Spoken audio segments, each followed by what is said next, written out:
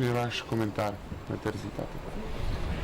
Rezultat pomeni zgodovinski poraz Borisa Popoviča, ker v bistvu je prvi župan, da mu je med navednicami uspelo razbiti mestno občino Koper. Žal. Je pa rezultat, katerega bo treba spoštovati in tudi sam ga bom kot poslanec v državnem zboru s težkim srcem spoštoval. Žal je to konec enovite mestne občine Koper.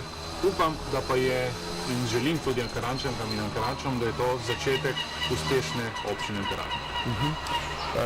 Kako zdaj naprej v parlamentu? Mislite, da bo ta predlog, to je bil posvetovalni referendum, ne? To je enkrat ena. Mislite, da bo dobil referendum oziroma ta rezultat referendumski tudi ustrezni epilog v parlamentu?